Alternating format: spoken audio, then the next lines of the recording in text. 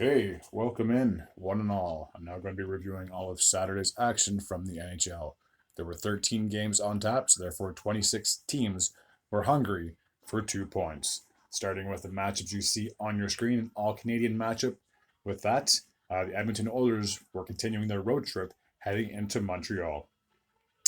In the first, Cole Caulfield would kick things off for the Habs, getting a power play goal a minute and 43 seconds into that frame. That would be his 12th goal of the season, assisted by Suzuki and Mike Matheson. There's no scoring in the second. We have to jump all the way ahead to the third, where Leon Draisaitl would tie the game up, getting his 20th of the year, assisted by Warren Foegele and Evander Kane, and that goal happened 38 seconds into that period. The game would not be settled in regulation. We needed extra time on a power play in the extra frame. Evan Bouchard would get the game-winning goal, his 10th of the season, assisted by McDavid and Leon Draisaitl.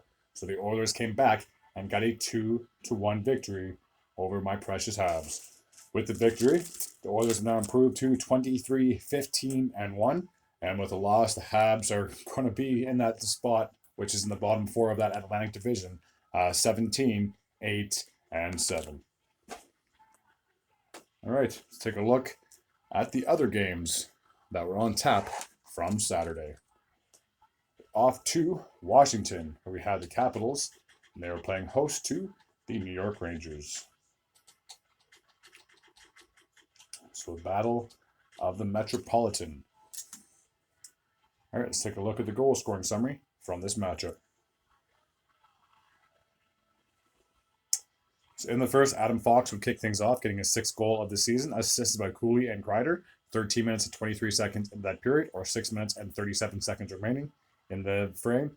Anthony Mata would tie the game up with 2 minutes and 10 seconds to go, recording his 12th goal of the season, assisted by McMichael. So after one period of play, we were all tied up at 1. In the second period, Adam Fox would get his 2nd goal of the game, his 7th of the season, 5 minutes and 15 seconds into that middle frame. After 40 minutes of play, it would be 2-1 in favor of the Rangers.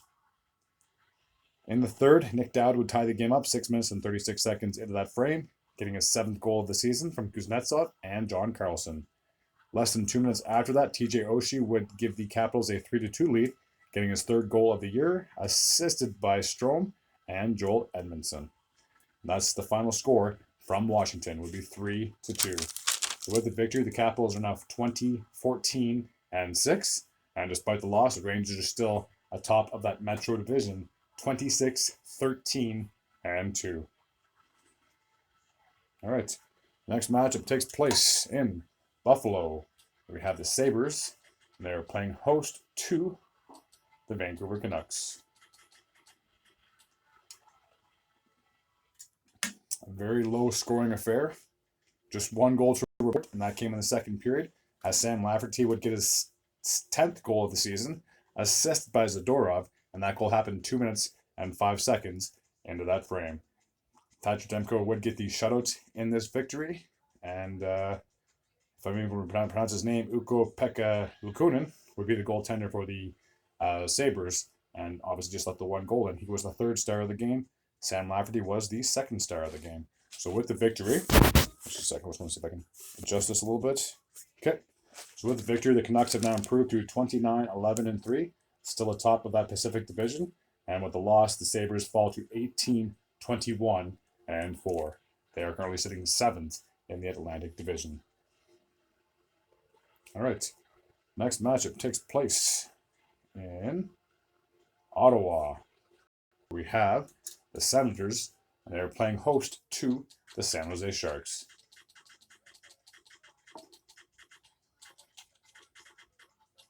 Okay, let's take a look at the goal scoring summary from this matchup. It would be a high-scoring affair, to say the least. So Claude Giroux would kick things off for the Senators in the first, getting his 13th goal of the season from Brady Tkachuk and Zub, 4 minutes and 12 seconds into that frame. Thomas Chabot would finally get his first goal of the season, assisted by Tarasenko and Stützle, and that goal happened about 10 minutes into that period. Anthony Duclair would cut the deficit in half, getting his 8th goal of the season from Barabanov and Ferraro, and that goal happened with 7 minutes and 25 seconds remaining in the first period. In the second, Marc-Andre Vlasic would get his first goal of the season from Duclair and Granlund, 3 minutes and 53 seconds into that frame to tie the game up at 2. Kevin LeBanc would get his second goal of the season to give the Sharks a 3-2 lead, assisted by Ferraro and Mike Hoffman. And that goal happened 6 minutes and 20 seconds into that frame. Less than a minute after that, Brady Tkachuk would tie the game up, getting his 18th goal of the season from Batherson and Tim Stützle. Speaking of Batherson, he would then score with 7 minutes remaining in the period, giving the Senators a 4-3 lead at that point. That would be his 15th goal of the season, assisted by Zub and Tim Stützle. So after 40 minutes of play, the Senators had a 4-3 lead. In the third, Zadina would tie the game up with just about 3 minutes remaining in the period. 3 minutes and 3 minutes and 4 seconds to be exact. His 5th of the season for Hertl and Ferraro. And just as it looked like the game might be heading into overtime, Tarasenko would get a very late goal for the Senators, just 5 seconds remaining. That would be his 10th goal of the season, assisted by Zub and Tim Stützle. So Stützle had a hell of a game. I think he had 3 or 4 assists. 4 assists in the game. So with the victory, the Senators, unfortunately, are still the worst team in the Atlantic. They are sitting at 15-23-0. So far, they're the only team who have yet to lose in overtime. And the Sharks are now still the worst team in the entire National Hockey League. They are 10-30-3. All right. Now we're off to Florida. We have the Panthers, and they played host to the New Jersey Devils. All right. Let's take a look at the goal scoring summary from this matchup. Excuse me. So in the first, Holtz would get his 10th goal of the season, 3 minutes and 50 seconds into that frame, assisted by Nemec and Lazar to give the Devils a 1-0 lead. Jesper Bratt would score with 5 minutes and 15 seconds to go, getting his 16th goal of the season, assisted by McLeod. So after 20 minutes of play, it was 2-0 in favor of the Devils. In the second, 3 minutes and 51 seconds, Eric Hollow would increase the lead to 3-0, getting his 10th of the season, 3 minutes and 51 seconds into that frame. Sam Reinhart will get a late goal for the Panthers in the second period, a power play goal to note, his 31st of the season, assisted by Tkachuk and Montour, cutting the deficit to 3-1. Only the one goal to report in the third, and that was from Marino, an empty netter, as the Devils would win 4-1 out of the final score. For Marino, that would be his second goal of the season as well. All right, so with the victory, the Devils have now improved to 22-15-3. And despite the loss, the Panthers are still second in that Atlantic division, 27-13-2. All right, now we're off to Carolina, where they played host to the Pittsburgh Penguins.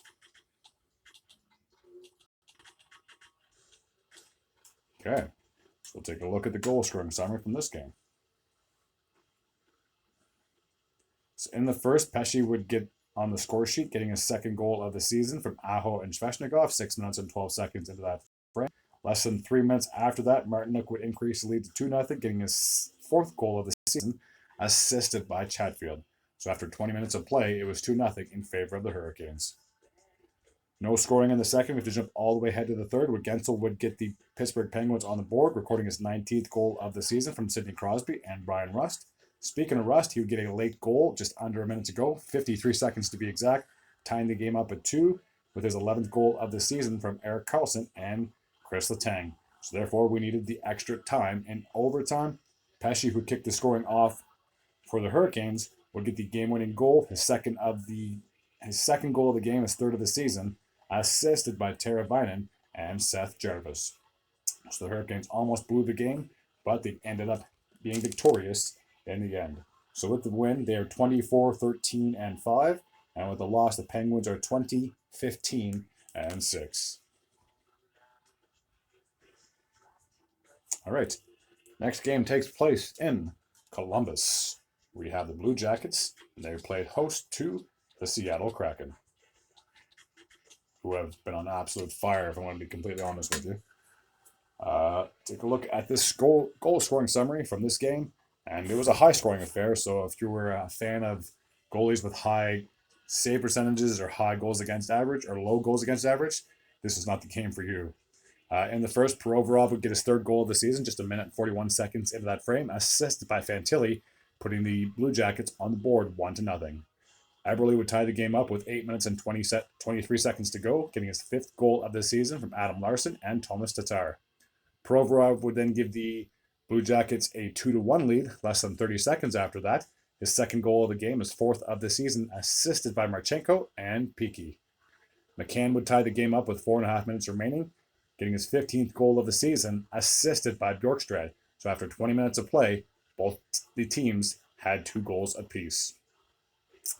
In the 2nd period, on a power play, Marchenko would give the Blue Jackets a 4-3 lead, getting his 14th goal of the season from Boqvist and Johnny Gaudreau, and that will happen 4 minutes and 43 seconds into that frame. Carlo would tie the game up roughly halfway through, 9 minutes and 45 seconds to be exact, getting his 8th goal of the season from Vince Dunn and Yanni Gourde. Bjorkstrand would then strike yet again, getting his, that was his first time scoring on this night, I apologize. Bjorkstrand would give the Seattle Kraken a lead, 4-3 at that point, his 12th of the season, assisted by McCann and Schultz. That would be a power play goal with 6 minutes and 18 seconds remaining in the 2nd period. So after 40 minutes of play, the Kraken were ahead 4-3.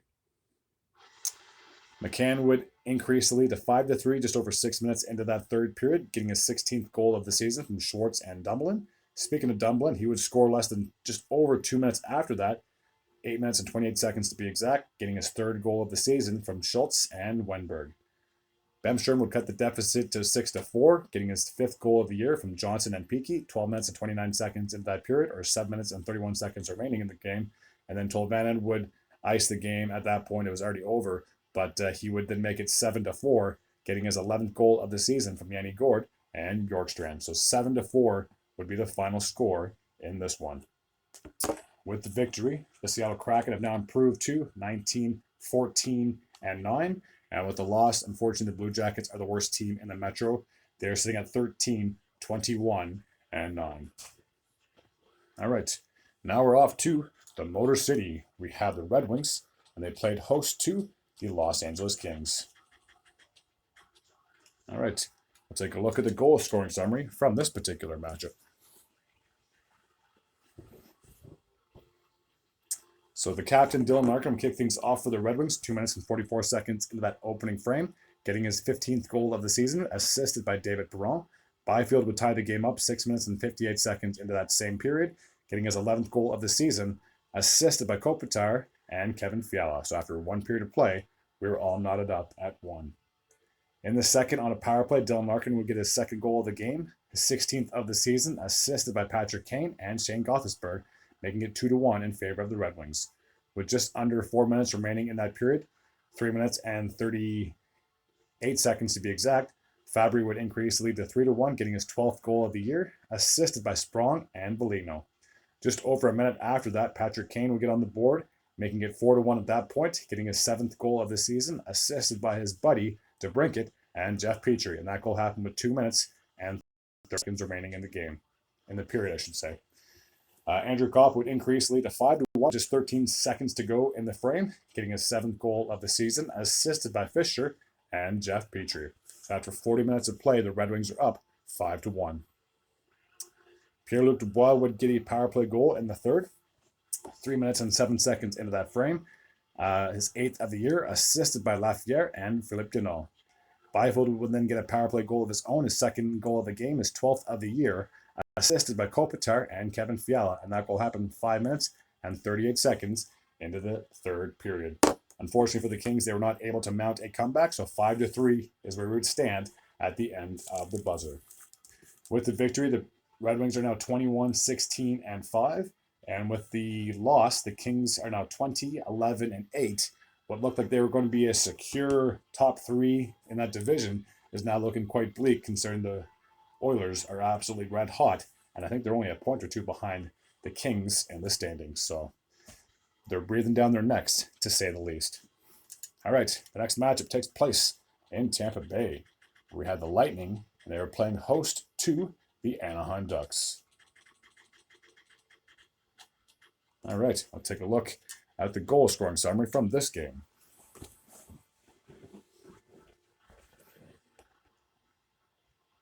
Victor Hedman would kick things off in the 2nd, as there was no goals in the 1st. On a power play, his 7th of the season from Stamkos and Kucherov. Stamkos would then add a power play goal of his own just over halfway through that frame. his 17th of the season from Braden Point and Kucherov. Frank Vatrano would get a power play goal for the Ducks, getting them on the board, getting his 21st goal of the season from Cam Fowler and Ryan Strome. Stamkos would then get a power play goal of his own, second of the game, his 18th of the season from Kucherov and Radish. And that goal happened with 5 minutes and 13 seconds to go in the second period.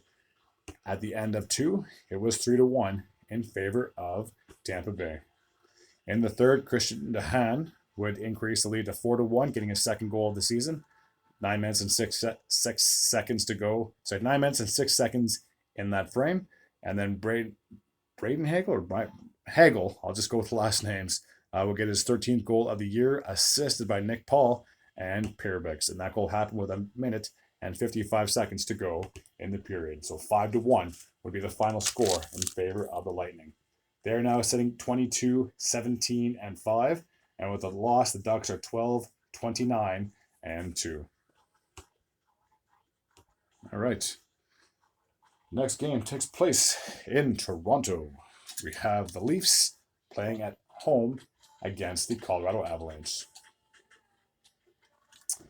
All right, we'll take a look at the goal scoring summary from this particular game. Max Domi would kick things off in the first for the Leafs, getting his 4th goal of the season, 6 minutes and 23 seconds into the frame. Morgan Rielly would increase the lead to 2-0, getting his 6th goal of the season, over halfway through that frame, 9 minutes and 13 seconds to be exact. Liljegren would increase the lead to 3-0, getting his 2nd goal of the season, with 4 minutes and 56 seconds to go. And at the end of 20 minutes, it was 3-0 in favor of the Leafs.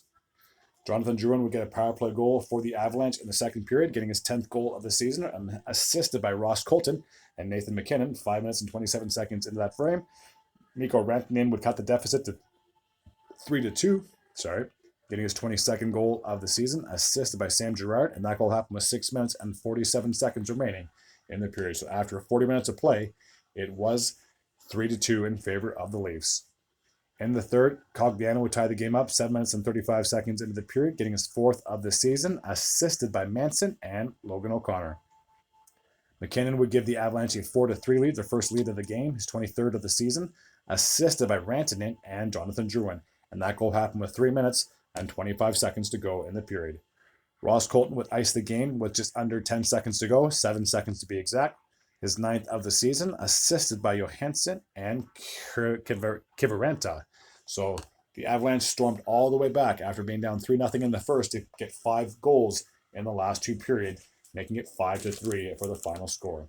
So with the victory, the Avalanche have improved to 28-12-3, and with the loss, Leafs are 21-11-8, and they got to be careful because the Lightning are right behind them in the standings.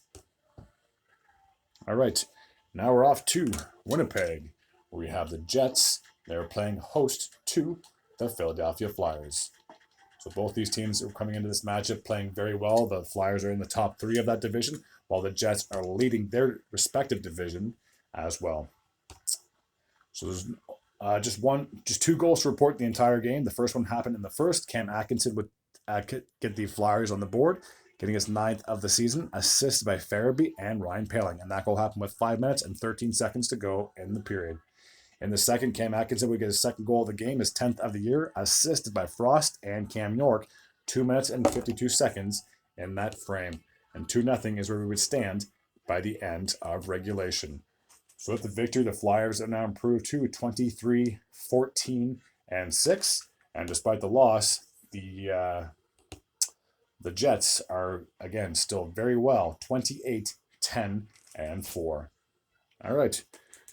Now we're off to Chicago. We have the Blackhawks, and they are playing host to the Dallas Stars.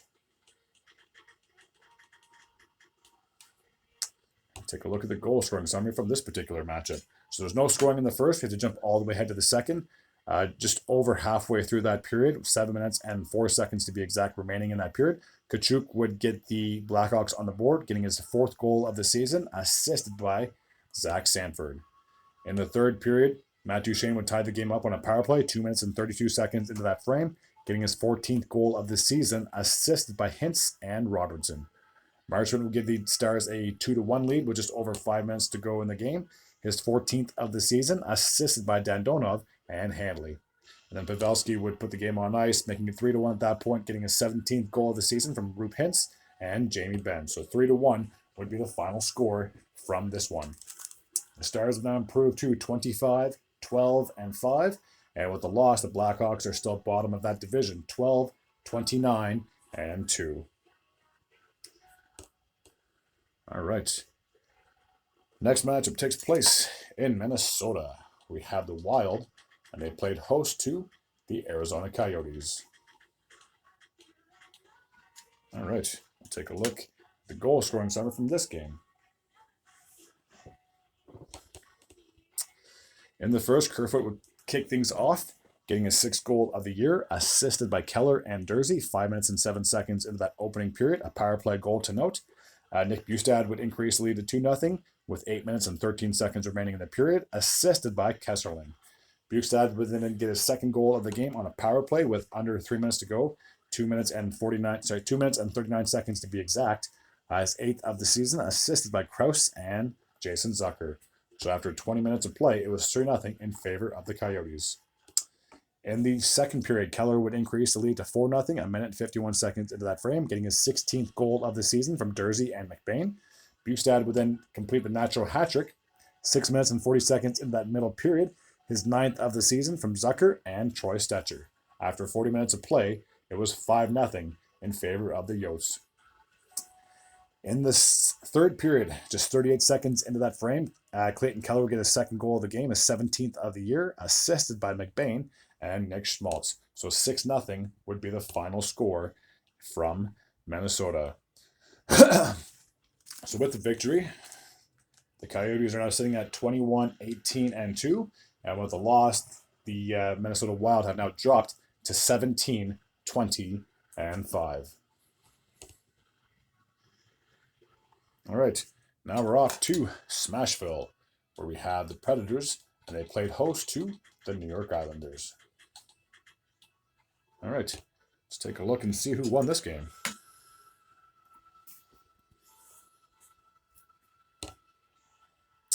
So there's no scoring through the first 40 minutes of play. It looked like this honestly could have finished as a 1-0 game, but in the third, that's when all the goal scoring happened. So exactly 8 minutes remaining in the period, Peugeot would kick things off for the Islanders, getting his 5th goal of the season, assisted by Dobson and Clutterbuck.